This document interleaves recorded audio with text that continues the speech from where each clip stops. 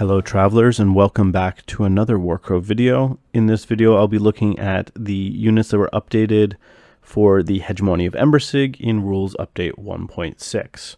Now, I won't be talking about any units that just got the 1.1 style updates where there's no actual change to their rules, but really it's just a wording tweak to make things clearer. But otherwise I'll be going through all the units that have been changed. Now, unfortunately, I didn't have copies of all of the pre-change cards, so there is a bit of guesswork from memory of how some of these units worked and talking to other people, following the Discords, things like that.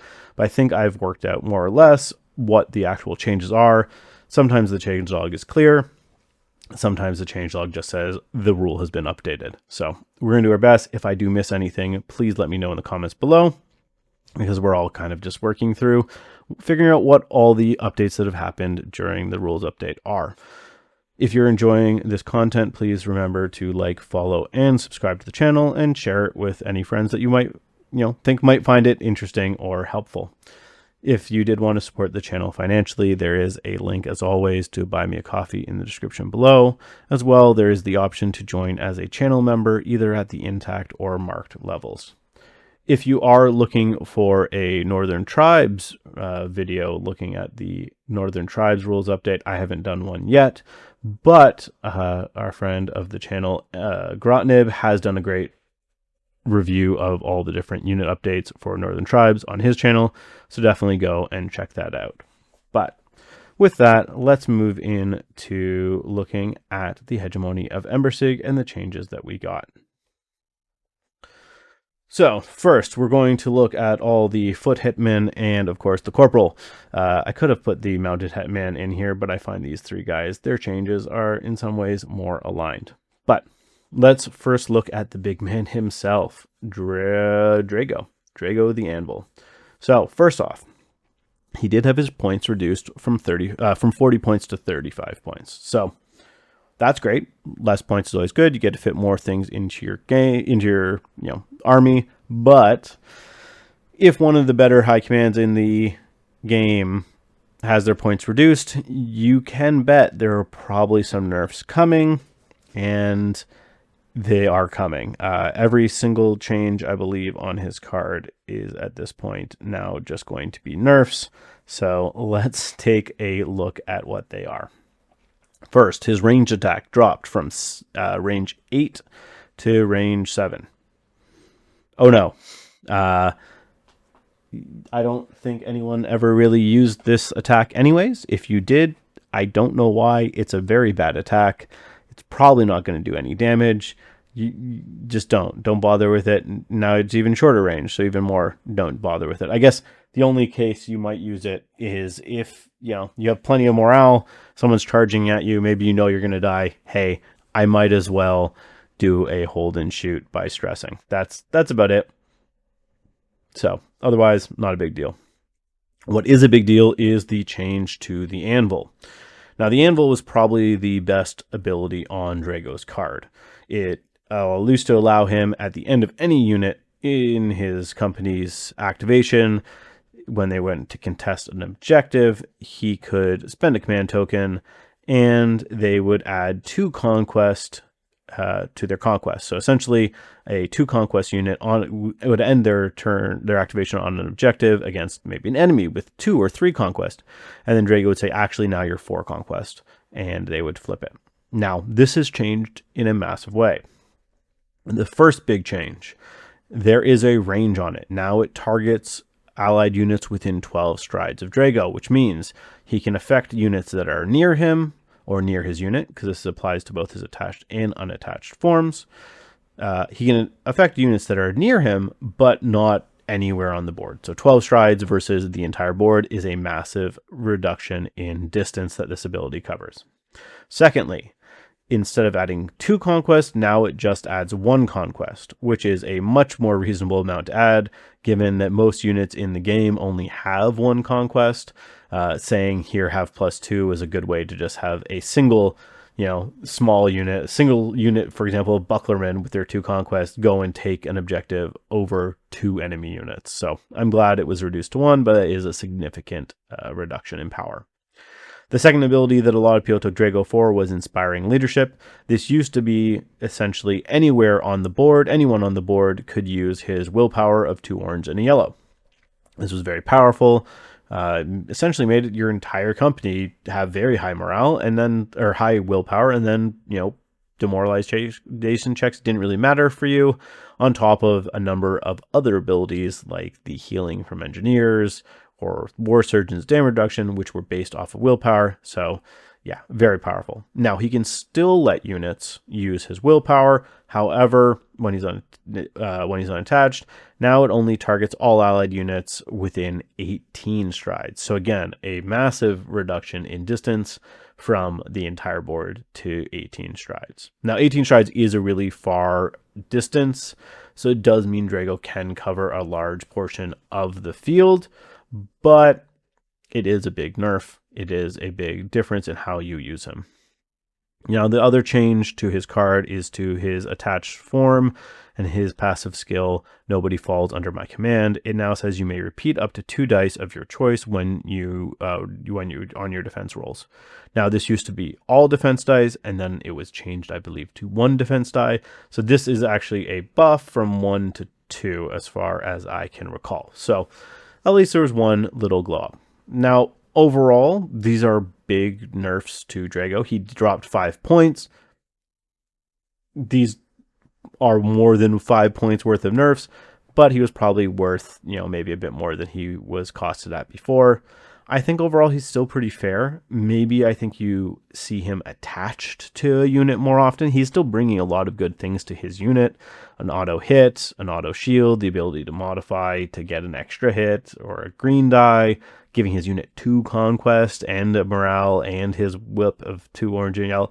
I do think he is, and making them elite, I do think he is a good choice to put into units, namely, the bucklermen or bulwarks that he can join. So I think now you might see him attach more often so that he's safer moving up the board to get that anvil into position to be able to be used.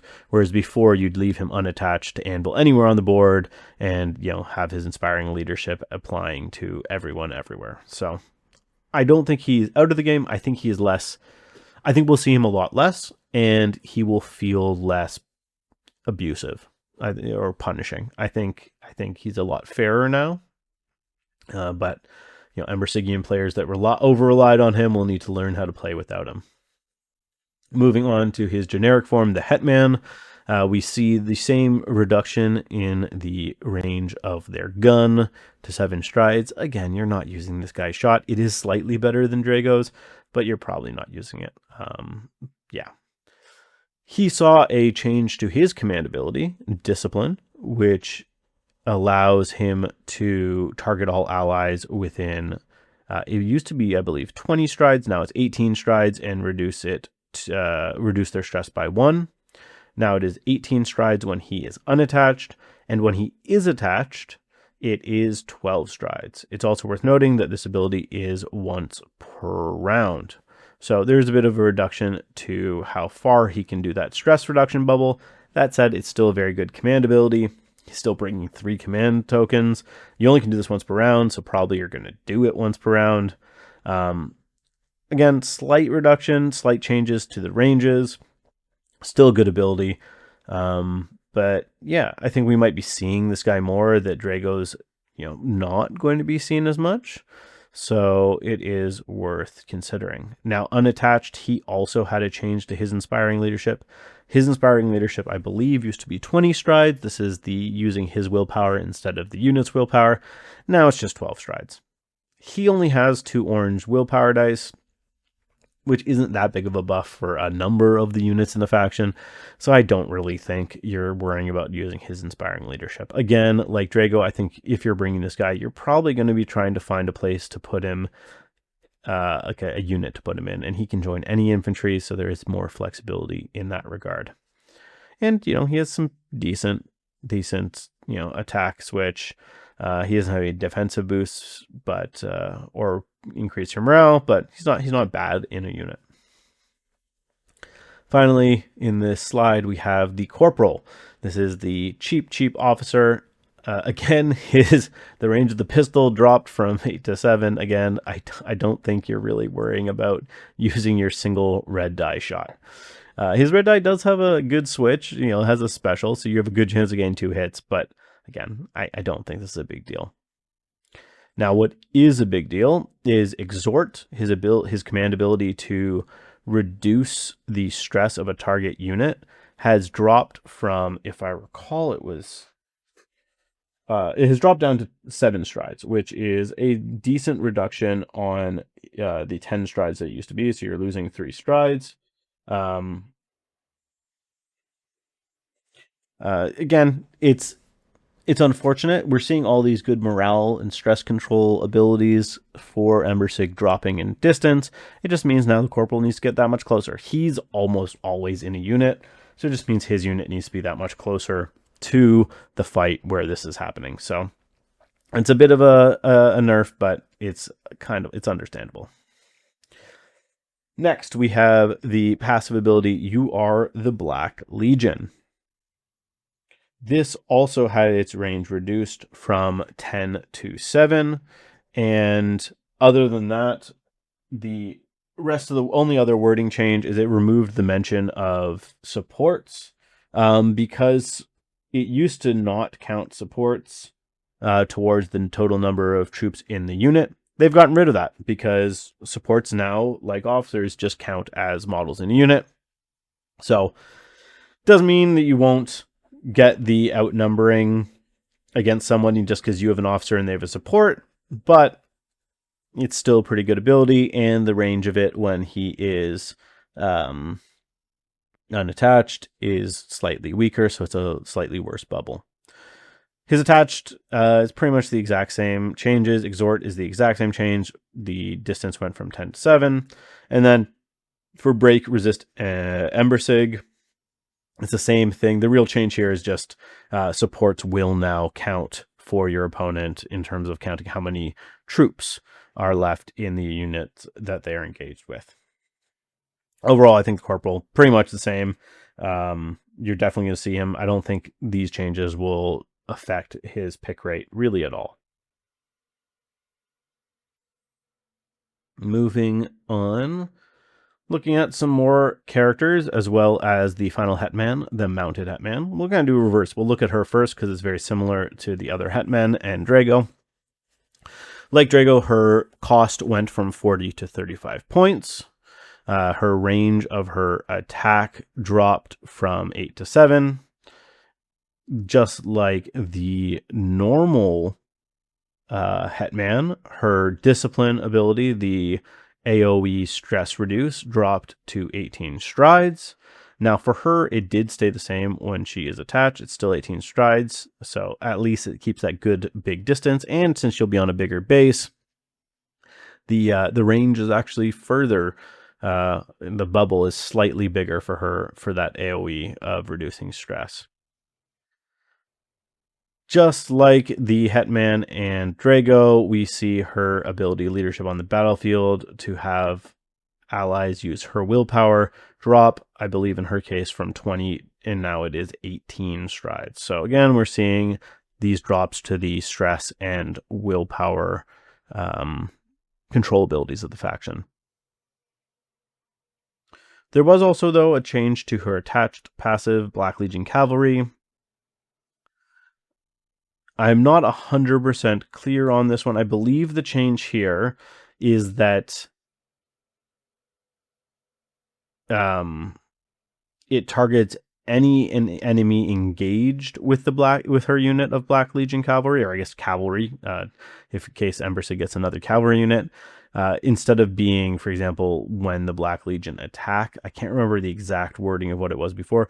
I believe that is the difference, that it is forcing any opponent that is engaged with her unit to repeat willpower dice, not just ones that are caused from, her attacking that unit. But I might be wrong. I'm not 100% certain on exactly what changed with Black Legion Cavalry and haven't really been able to figure it out. Moving on to one of our favorite little birdmen, the War Surgeon. He's gotten a number of changes, some buffs, but impactfully, some big hits. That said, I do think he is still probably someone you're going to be seeing quite a bit. So first, his unattached version, the range of first aid, which is his stress reduce and healing ability, had its range increased from 5 strides to 7. Likewise, the passive ability Science Not Superstition also now targets all allied units within 7, whereas before it used to be 5. So again, unattached, he has better ranges. Now, where he got buffed when he is unattached, he got nerfed when he is attached, which is where we usually saw him. Firstly, the big change to the medic ability. Previously, this applied to any time your unit was about to suffer any damage. You'd make the willpower roll and reduce the damage by however many successes you obtained. It also said that when your unit rested, it would heal all of its wounds. The second part, the rest to heal part, is just completely gone now. And then in terms of the damage reduction portion, it now applies only once per activation. So this means that, for example, if you have a bunch of switches that do auto damage, well, this can only be used once, so you might want to save it for the actual attack. This really impacts how much damage the War Surgeon is going to negate. He used to be essentially negate all auto damage switches because he could make a separate willpower for each one, and then you push a few damage onto the relatively tanky Embersigian units, and he may just negate it all. Making this once per activation makes it so you can really deal with his unit in a lot of different ways, especially if you have those auto damage switches. The next change is to his poison vials, and this is a subtle one, but I do think it is impactful, and that is the switch used to be for a hollow special, you inflict 1 damage. Now it is for a hollow hit. Why is this impactful? Well, I think it's because of the units we used to see the War Surgeon in the most. 2 most common places I saw the War Surgeon were in aggressors and in the arquebuses. Now, the arquebuses with their gun already have a hollow hit to do damage, so this switch does nothing for them. In terms of the aggressors, while the aggressors already had a hollow special switch to do disarm, they really liked the damage more. And more importantly, they were able to stress to give you a hollow special. So essentially they could use the War Surgeon to just give an auto extra damage. So slight nerf there. I think overall it's fine. I think these changes to the War Surgeon are fair. He's super cheap, and he essentially used to just make a unit almost unkillable if you had good willpower rolls. So I am overall glad for this change. Moving into the Strategos. So first we'll look at he had 2 skills changed. First being the command ability offensive coordination. So the big change here is, one, they did some clarifying and improving. So now it doesn't require line of sight anymore. So that's good. It means that the Strategos doesn't actually need to see the ally that they want to allow to activate. But the big change here is that it went from being 15 strides to 12 strides. So again, another reduction in the distance of the ability. The Strategos has to be just a little bit closer to the allied unit that he wants to activate. Overall, this ability is still really, really good. You're probably going to use it all 3 rounds of the game. You're only allowed to use it once per round.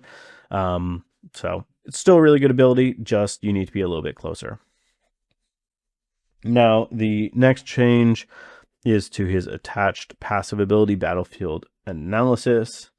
It used to be that if you had a greater conquest than the sum of units you were engaged with, you were able to repeat 2 dice from attack and defense rolls. Change here, as it clarifies, it is melee attacks. Now, this had actually already been clarified unofficially that it only applied to melee attacks. It didn't because to be engaged, you couldn't do the ranged attack anyway. There was just some questions that kept popping up on whether, well, if I'm unengaged, I do have higher conquest than all the units I'm engaged with because I'm engaged with none. They clarified, no, that's not how it works. You need to actually be engaged to use it, which means you also need to be making melee attacks. So no more using the Strategos to get arquebuses some extra shots. Not that you were allowed to anyways, but now that's clear for everyone. Okay, let's start looking at some magic. So the next 4 characters we're going to look at all have some connection to magic. And this update, if it reduced the Embersig's focus on morale and stress control, it buffed their magic substantially. So first we're going to look at Marhail the Refused and the generic form of him, the Aid. So first, Marhail's Spectral Sword had a number of changes to it. Firstly, the dice went from 3 orange dice to a red and 2 orange dice. So good, extra damage. He used to have the ability to take a tinge before rolling dice to double the damage of his attack. That has gone away. Now instead, after rolling his dice, he can add a tinge to add a success. So doubling damage is not as good, but his dice are better.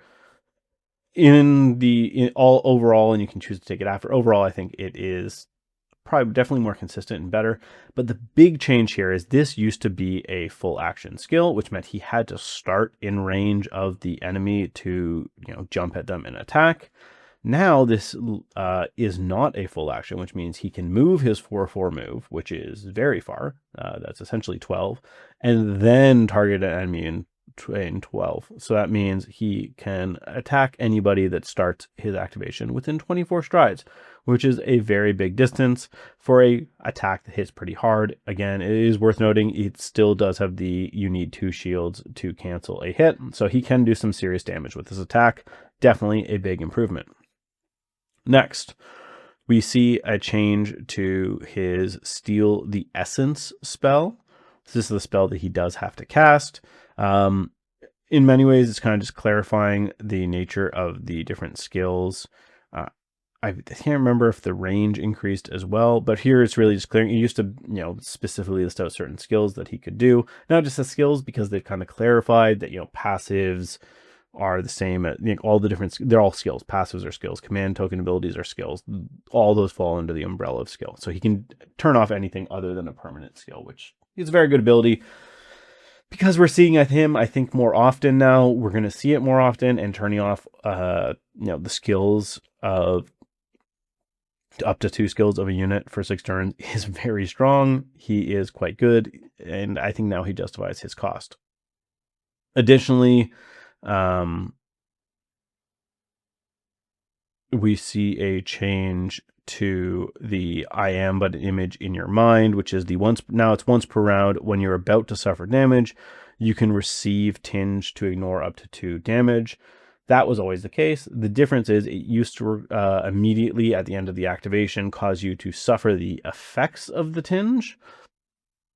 Now you don't have to. So now you can take the tinge to avoid the damage, and then you only need to worry about suffering the effects later at the end of the round when you resolve the tinge effects, or if, maybe when he's casting his Steal the Essence. But overall, I think these are all very, very good buffs to him. His attack got better, got a lot easier to pull off. He can move and then do it.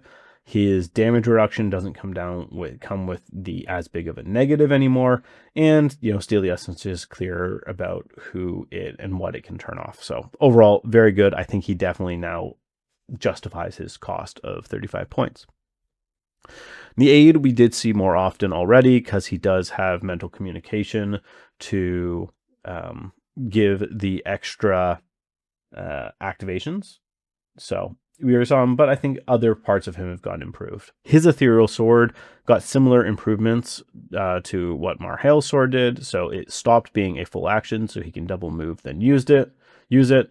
And his dice also went up to a red and 2 oranges, still with the needing 2 shields to cancel a hit, which means now his attack can actually do something, which is quite good. It is worth noting for both these guys, it is not a charge. You are stuck with whatever you roll, so these guys can sometimes just whiff still, but that's how it is. Overall, you can definitely use the sword a lot more, and it's good. They do both require targeting, so you aren't going to jump over enemies to do it, but hey, it is what it is. Now, mental communication did get a slight reduction. It used to have a range of 15 strides. If I am remembering correctly, it is now just 12 strides, kind of fitting into this whole stress bubbles reduced, activation bubbles reduced. Embersig has to play a bit closer together, but otherwise have gotten some nice buffs. And just like Marhale, his I am but an image, the damage reduction for Tinge also lost the requirement that you take the effects of the Tinge at the end of the activation, in which case, in the activation that you gained the Tinge. So, nice. Again, he is less morale even than Marhale, so not needing to take the extra stress from suffering the effects of Tinge is nice. Overall, both these guys are really cool. Aid we already saw. I definitely think you can expect to see Marhale a lot more. Speaking of magic users, you can expect to see a lot more. Next up, we have the Gale Felchian and the Frostfire Herald. So we'll go through the Frostfire Herald first. This guy got a very big glow up. He was probably one of the worst casters in the game. He was also the first caster in the game. So let's see how he changed. First off, he did get a nerf in that his willpower did drop to 2 orange dice. This is fair. It used to be, it was like 2 orange and a yellow or something. But his willpower was originally created back when casting a spell was a lot harder because the alteration dice counted against you in actually casting the spell. So I think it's fair that he's come down to kind of the average casting willpower that you see other places. In return, he got buffs on both of his spells, and he got a buff to both his passives. So let's see what they do. First, Fireblaze. This is Fireball. Now we can increase the range to 18 strides. That's great. You gain a switch on it. A single special cancels a block. Very good. And then now there is also the alteration that you can make it so they essentially stay on fire, where they're going to need to roll an orange die at the end of the 1 turn duration. So at the end of the turn, they're going to roll an orange die. On a hit, they suffer a wound. On a special, you advance the tracker another position, and you do it again in another turn. So essentially, if you get a hit, they'll take a damage. If you get a special, they're going to need to test again in 1 turn. As far as I can tell, if you get a hit special, they will take a damage and then need to test again the next turn. So yeah, this spell now has the potential to do a bunch of damage.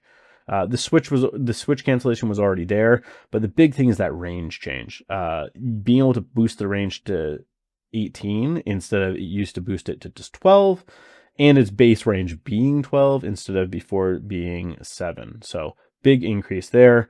The damage itself also increased. Before it was a red, an orange, and 2 yellows. Now it's a red, 3 orange, and a yellow. So big increase to damage, much bigger range, and now you have this kind of latent stay on fire ability. So big hit to the fireball. Additionally, we see a big boost to the Hand of the Wind. First off, the target is now within 12 instead of 8, so it's a much further distance. And now you also will displace them 5 instead of 3, so you can do it from further away and push them further. We also see a big boost, in my mind, to the alterations. First, you gain a new alteration that lets you push the range to 18. So now this Frostfire Herald can be blasting and sniping from the other side. Well, not the other side of the bar, but a lot further away. Essentially, it's a 10 stride difference if you're using it. It used to be 10 strides was the max you could shoot this. Now it's 18. Next, to the alteration where you give your opponent slowed. It used to give your opponent slowed, and then they couldn't move twice when they activated until the slowed was removed.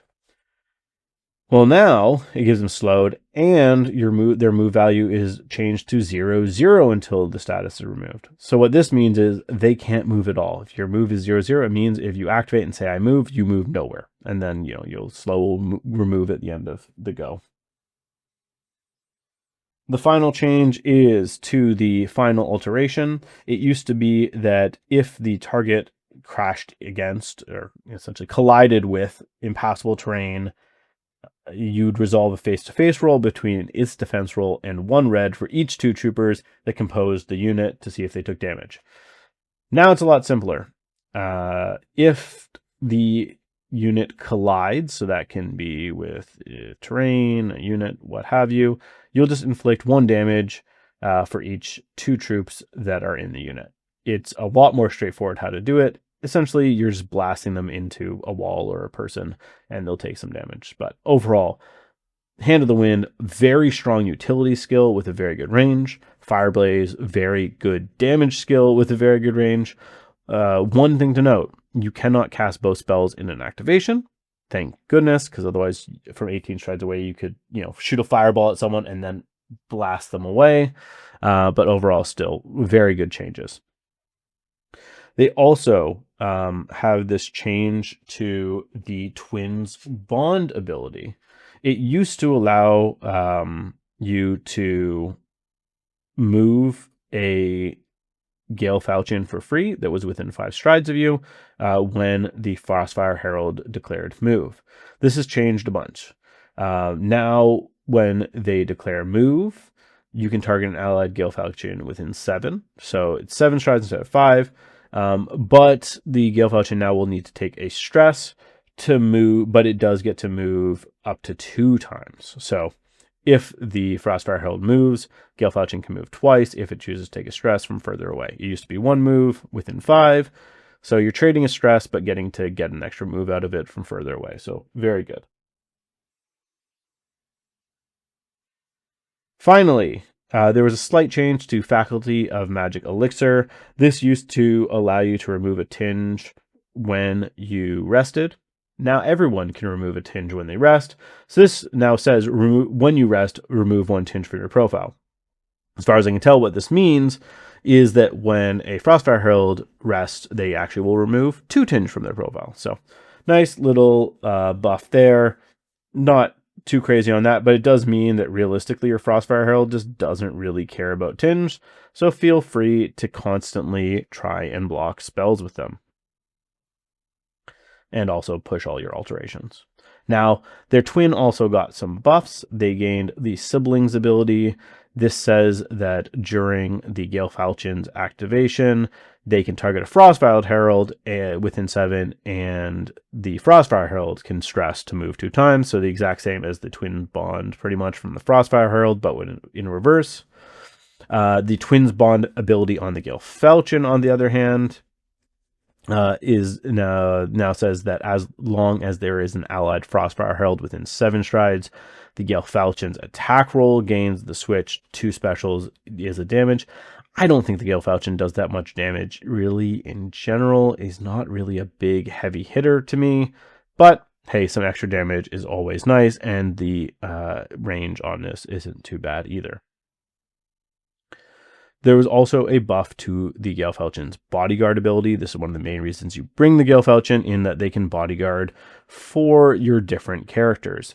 It used to require you to be within 5 of the character, and now it's within 7, and you will exchange your position with the target and become the target of the attack, making the Gale Falchion that much better at actually doing their job, which is to teleport in and swap places for other characters, especially the Frostfire Herald, and bodyguard for them.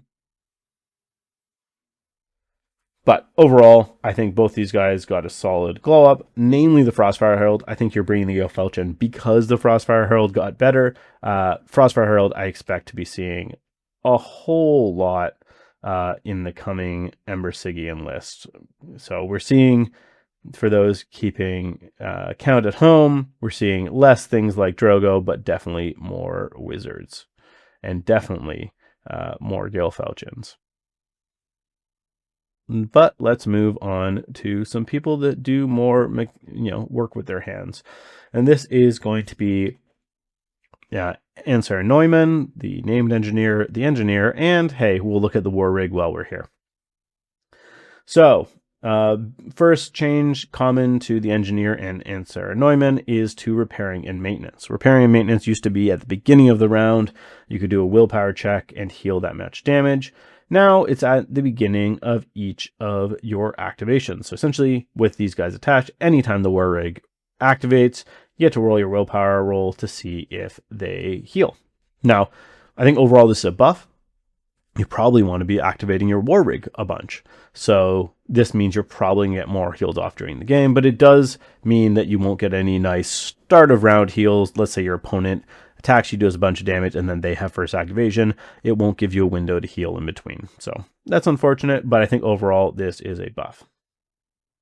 Looking at Sarah Neumann, she has 2 passive abilities on her unattached form, Strange Gadgets and Tune-Up.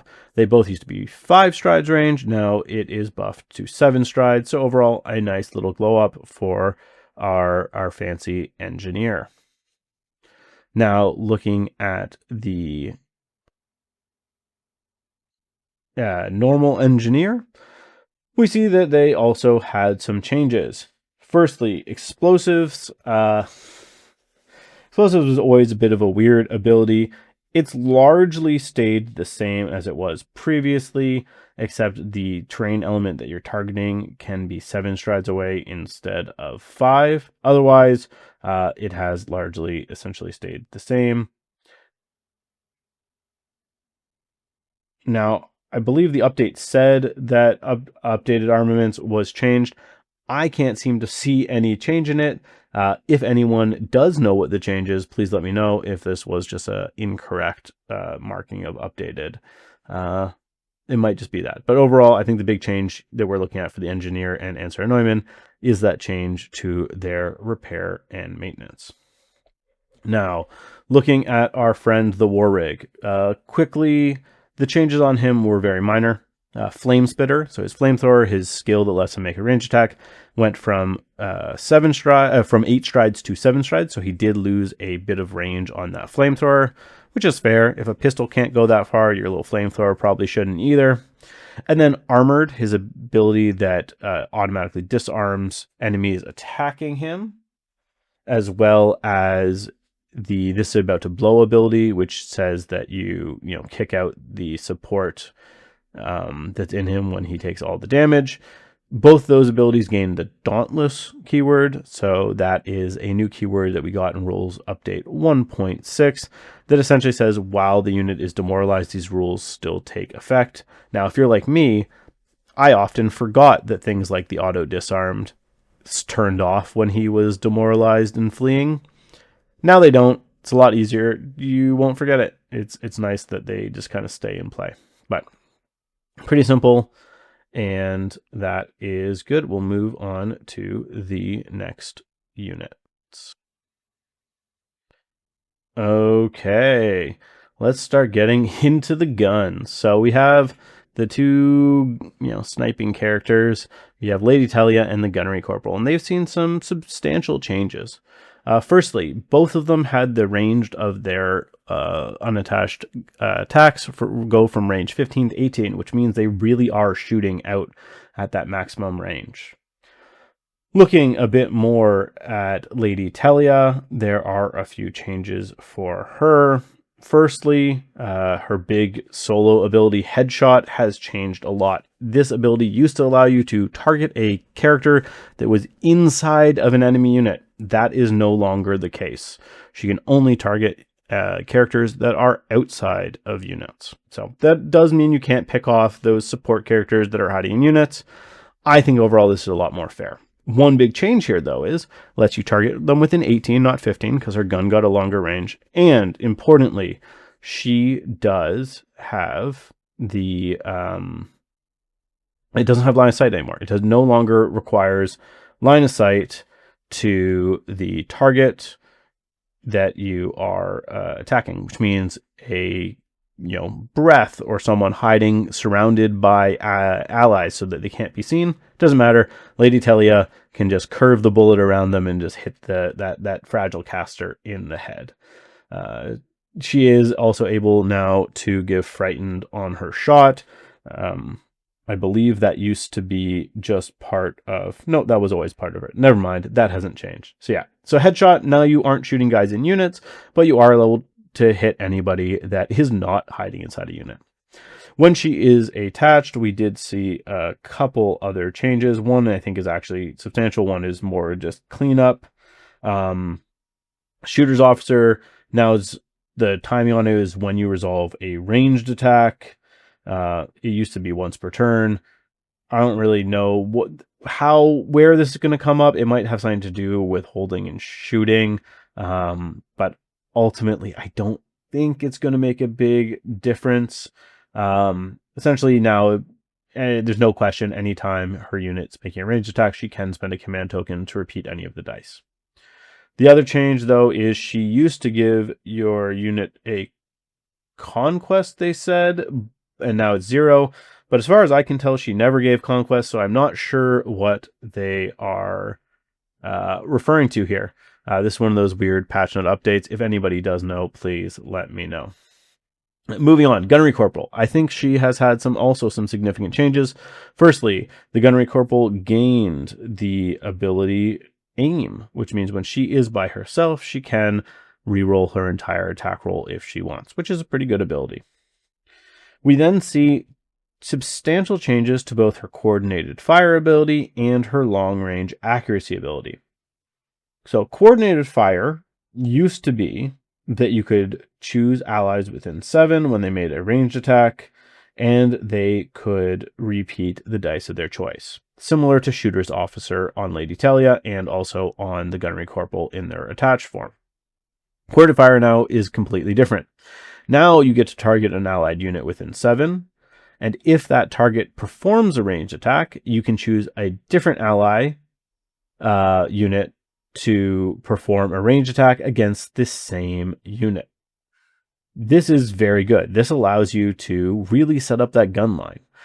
It is important to note, this is if your target has performed a ranged attack, not a ranged attack action. That means something like a war rig could shoot someone with a flamethrower. That is a ranged attack. It is a skill that gives you a ranged attack. And then you can choose a different allied unit to perform a ranged attack against the same enemy unit. So you can have a war rig shoot a flamethrower at someone and then be like, cool, perfect. I targeted you, and now a different allied unit can do a ranged attack. That arquebuster can now shoot into you. Now, the interesting thing is the target of this command ability is the unit within 7. It is, in this example, the first unit, the war rig. It does not say that that arquebus unit also has to be within 7 of the Gunnery Corporal, so you can get some tricksy things with ranges. But they do all need to be able to target the same unit. Now, long-range accuracy has also had a big change. Long-range accuracy used to say that you could increase the range of ranged attacks by allies within 7 strides. So the range of their gun essentially went up by 3 strides. That's not the case anymore. Now all ally units within 7 strides gain aim. Now, first off, it's like, okay, that hurts. I like my arquebuses being able to shoot at range 15 instead of 12. But it's important to recognize that this applies to all allies within 7 strides, not just those with ranged attacks on their profiles. So things like the War Rig, who can gain a ranged attack by using their skill, benefit from this long range accuracy and gain aim. It also means that Frostfire Herald that we were talking about, whose fireball is a ranged attack, gets aim on that. So it means you can kind of get a do-over if, maybe you rolled bad and whiffed. So overall, this is a really nice buff if you're creating this kind of gun line Embersig. Now attached, she had her yellow dice that she adds switch to an orange, which is good. It's a better die. She adds more damage to the unit that she's in. Really nice. Shooter's Officer is the exact same thing as Lady Talia. I'm not really clear the substantial change. Seems more of a slight wording change. But just know that you will be able to, when resolving a ranged attack in your unit, be able to spend that command ability to repeat the dice of your choice. Now there's a question mark over the conquest. Here it said that her conquest was reduced by 0 to 0 as well, just like Lady Talia's. Now, the Gunnery Corporal did used to give your unit +1 conquest. On Corvus Sphere, it still seems to show that she gives +1 conquest. So I'm not clear what is happening here. I think what is happening is that Lady Telly and Gunnery Corporal both now are meant to give 0 conquest, which is unfortunate. The extra conquest is always nice. But yeah, just need Chromosphere to clean that up. But overall, I do like the Gunnery Corporal. I think one thing I really like is I think there's a lot more argument to keeping her solo now, because I think that kind of bunker gun line, everyone gets aim ability is really cool. So I think we could be seeing her really outside of a unit, which I like. I think for a long time we only really saw characters inside units, and now we're seeing more reasons to actually take them separate. Keeping on the train of the black powder, we'll look at both black powdered units that we have, the arquebuses and the pioneers, both of which did get changes in this update. So first, let's look at the arquebuses. They did overall get nerfed. Not as substantially though as we might think. So they did drop to a red, 2 yellow, and a hit. Prior to this, they had a red, an orange, and 3 yellow. Now, in terms of raw averages to hit, the expected number of hits on a red, 2 yellow, and a hit is actually the same as a red, an orange, and 3 yellows. Now, the difference is there is a drop off on how likely you are to get the switch. And that's really the main change. So raw hits, you're probably about the same, slightly less of those hollow hits to do the auto damage. So overall, it's not a huge difference. On the degraded profile, we also see a drop from 2 orange and 3 yellow to an orange, 2 yellow, and a hit. Again, the damage is pretty similar, with a similar drop off on that hollow hit for the switches. So it's a slight debuff, especially when you have people like the Gunnery Corporal able to give you some re-rolls on those, right? The reason that the damage is similar is because of those auto hits.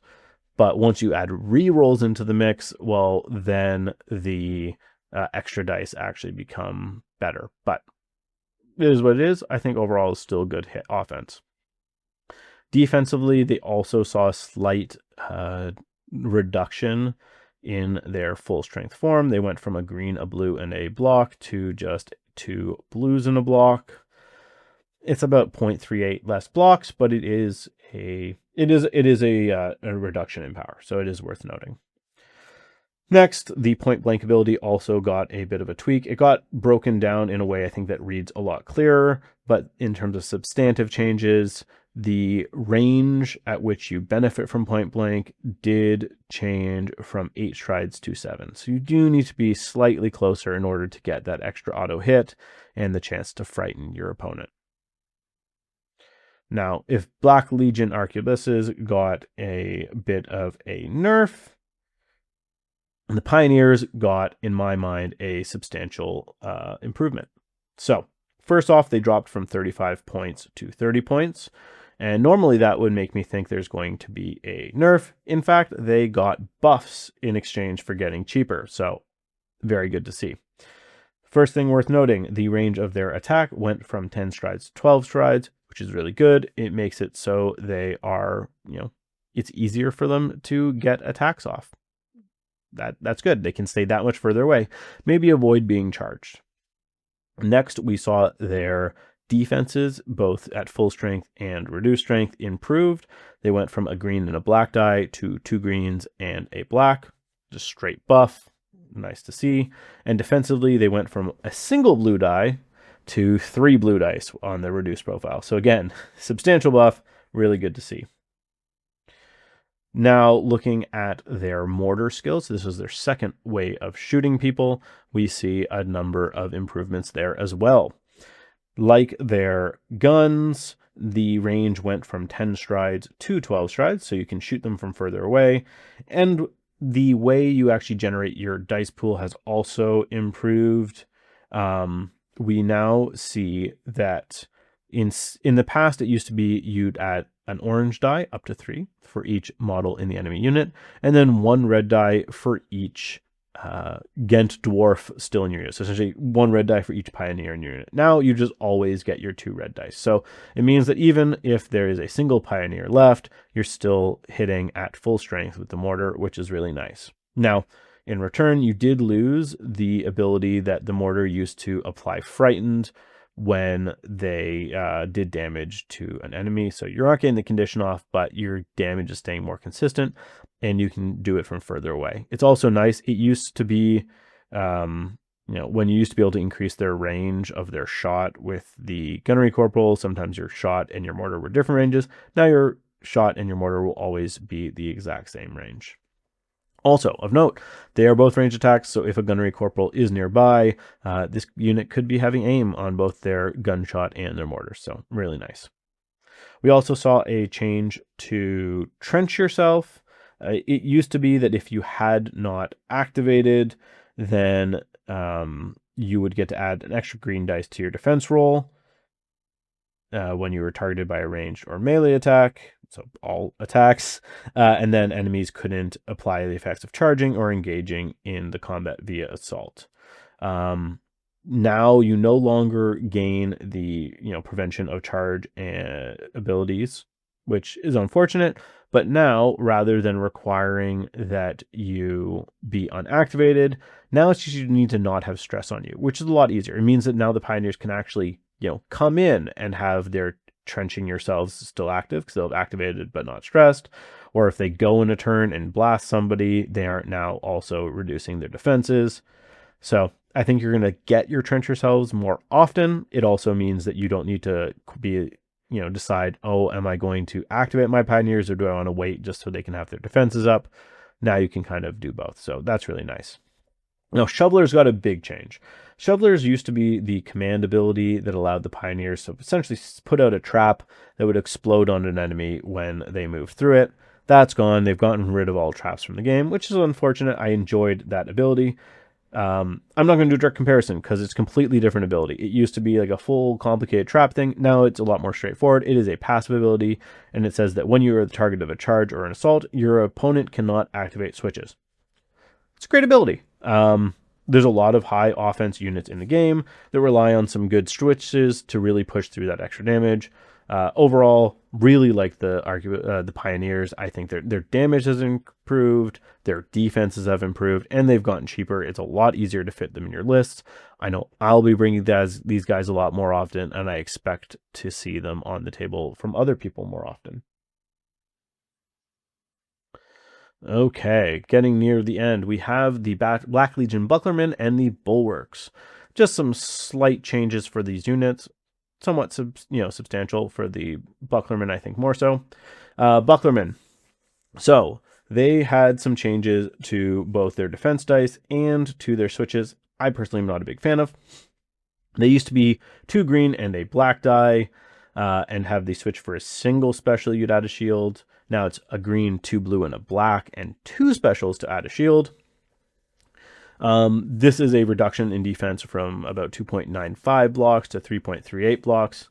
So you block less, but you do block slightly more if your switches are turned off. So, for example, now they're better at defending against being shot than they used to be, which I don't like. I think a Bucklerman should be better at defending in melee than when they're shot, but maybe that's just me. Degraded, they also went from 2 blue with that single special switch to a green, a blue, and a black with the double special switch. Again, slight reduction overall if you're allowed switches, but if you're not allowed switches, then it's a slight improvement. Overall, I think it's a fine change. I just don't like that it's making Bucklermen better against ranged. Like, to me, a Bucklerman should be more vulnerable to range, but anyways, I think overall it's a fine change, not a big deal. It's not a huge deal. I think they're still a very solid defensive conquest line troop. Looking at the Bulwarks, we saw they got a bit of a buff to their defense in the form of a stress modifier. They can modify to add a block and a special, which overall just will help boost their defense. Auto blocks are great. It means that they can use that against ranged where they don't get their switch, so it can help make them a bit tankier against ranged. And that special is halfway towards their add a block switch. So nice. You get it on even when you're degraded. They only have 1 morale, but you're probably putting someone in this unit to give them an extra morale, so stress modifier is nice to have. We did see some changes to their abilities, both of which were just tweaks to the ranges of their abilities, like we've seen on a number of units. First, the Taunt the Enemy ability has had its range improved from 10 strides up to 12 strides, so they can taunt enemies from further away, which is really nice. It means you're more likely to be able to taunt an enemy to come into you and then also get to hit them. And then for their Hold the Position ability, this is what lets them get extra conquest for having allied infantry or cavalry units nearby. That also had its range increased from 5 to 7 strides, which means it's that much easier to get these bulwarks to have their conquest improved. And scoring points by holding objectives is how you win the game. So this unit has become tankier. It can disrupt your enemy's positioning better, and now they can gain more conquest easier. So overall, like the buffs to bulwarks. Okay, the final 2 units we're going to look at are, the sword wielders of the faction. Well, the great sword wielders. Actually, I don't think the champion does, but whatever. I put them together. So we have Nadezhda, the champion of Embersig. So she had a bit of a nerf to her cunning and charismatic command ability on her attached and unattached form. It's a change. It's not a huge change. What it boils down to is, other than reformatting it, so I think it's easier to read using these bullet points, the substantial change is it went from affecting all units within 15 strides, and now it only affects units within 12 strides. If you were taking her, I think you're still taking her. I don't think this changes whether you take her or not. It just means that if you happen to get that officer kill, the bubble of stress reduction and enemies that need to pass their willpower test is slightly smaller. It is what it is. I think it's a fine change. Was it needed? I don't know. I don't have enough experience with Nadezhda to know whether that 15 strides was too much and it really needed to be brought down, but it is what it is. Finally, we move on to the aggressors. And their change, again, it's just one change. It is to their command ability, broadswords. It used to allow you to shove your opponent 2 and then displace 4 in order to engage with them. The issue with this is sometimes, theoretically, if you shoved your target 2, you couldn't engage with them if you displace 4. For example, if you charged and you weren't charged into the officer of a cavalry unit, then shoved, so you shoved the officer 2. If you followed up 4, they could very well not be within range of you anymore, which would mean that you wouldn't get your attack, and it was a bit weird.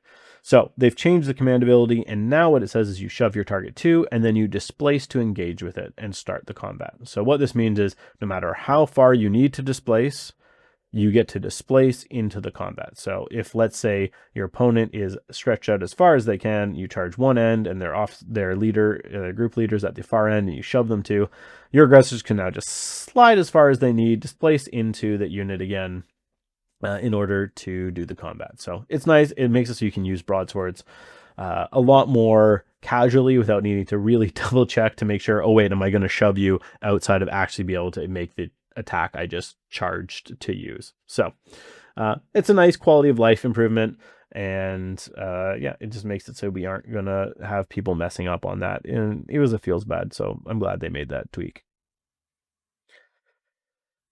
Okay, so those are all the units. Quick summary of my thoughts. I think Drogo and Hetman changes might be the most impactful in terms of the nerfs. Essentially, it's making it morale and stress is going to become more of a problem for Embersig. They have less easy access to giving everyone high willpower and constantly reducing stress, as well as that auto take from the anvil will be a big decrease. There were a bunch of abilities that had ranges increase, which was nice, but I think there was a few impactful and important ones, namely those stress ones that we discussed that had their ranges decreased, so it's worth being mindful of that. A lot of the gun line overall got shorter because, you don't have the gunnery corporal increasing range for people. Things like the War Rig had their flamethrower range reduced, but I think overall the power is higher. I think overall, thanks to the aim ability being given out by the gunnery corporal, as well as things like, you know, if you're counting the Frostfire Herald as fireball as part of there, I think overall the power of the gun line is higher. So I think we're going to see a lot more gun lines, quote unquote. Maybe not all guns. Some of them might be fireballs. Some of them might be flamethrowers. And also those pioneers and their mortars. I think we're going to see a lot more of that. So I think the power and output of that has gotten up. So keep an eye out for that. Maybe if you're not playing Embersig, maybe start looking into some guys that defenses don't rely all on switches, because that's the big thing. You don't get those defensive switches against the ranged attacks. And finally, I think this is the age of Embersigian magic. Embersig, for the longest time, always seemed to be the faction that just didn't run any magic users, because none of their magic users were that good, outside of maybe the aid, and even then you weren't using him for magic, you were using him just to get that extra activation.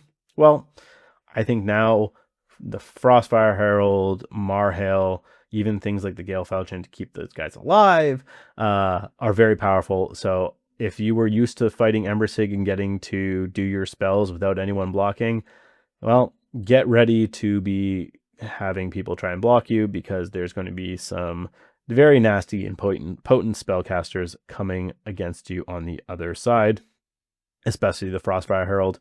He went from being one of my least favorite, if not my least favorite caster in the game, to one of my, I think he's definitely up there. I'm definitely going to be running him in a lot of Embersig lists. Once I get them a bit more painted. He is one of the few models I've painted, but between his nasty, very powerful shot and his very potent control spell, yeah, he'll make a bunch of lists. But these are just my thoughts on Embersig. There are definitely some of you that are more experienced with Embersig than me. I'd love to hear your thoughts. Are there any rules, things that I missed? There was a few in there I wasn't 100% clear on exactly what the big change was, or if there was a substantial change. So yeah, I'd love to hear your thoughts. If there's anything that you can think of, any cool things you want to try, any cool combos that this has opened up, let me know in the comments below. I would love to hear it. I'm sure other people would love to see it as well. And as always, if you've enjoyed this video or the other videos, please remember to like, follow, and subscribe. Share it with your friends. And with that, get out there, try some of these new and updated units. And as always, may the dice be ever in your favor.